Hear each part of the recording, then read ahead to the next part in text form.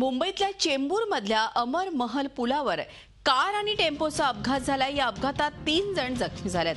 दरम्यान अपघातामुळे मुंबईकडे जाणारी वाहतूक ठप्प झाली आहे, तर ठाण्याकडे जाणारी वाहतूक संथ गतीनं सुरू होती।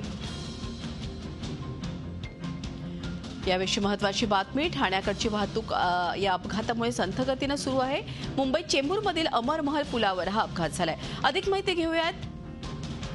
आपले प्रतिनिधी प्रशांत अंकुशराव आपल्याबरोबर आहे। प्रशांत, आपण बघतोय एकूणच हा अपघात झाला, त्याच्यामध्ये हा अपघात कसा झाला आणि आता आपण बघतोय की वाहतूक जी आहे ती संथ गतीने जी सुरू होती ती पूर्ववत झाली आहे का? काय आत्ताची तिथली माहिती आहे? हा जो अपघात झाला तो मुंबईकडनं ठाण्याकडून मुंबईकडे जाणाऱ्या रस्त्यावर झालेला आहे। अमरमहल ब्रिजवर हा जो पाऊस आहे आणि वाहनांचा वेग त्याच्यामध्ये कुठेतरी त्यामुळे ऍक्सिडेंट झाल्याचं पोलिसांचं म्हणणं आहे।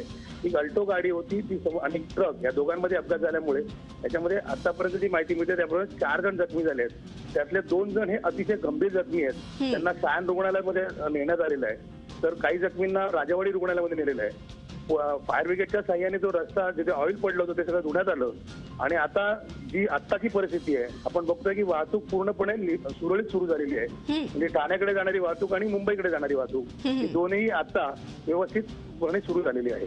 धन्यवाद प्रशांत, ही माहिती दिल्याबद्दल। प्रशांत अंकुशराव आमचे प्रतिनिधी आपल्याला माहिती देत होते।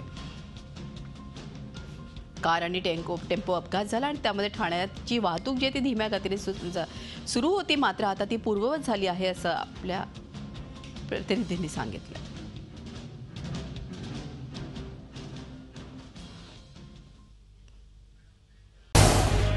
झी 24 तास रहा एक पाऊल पुढे।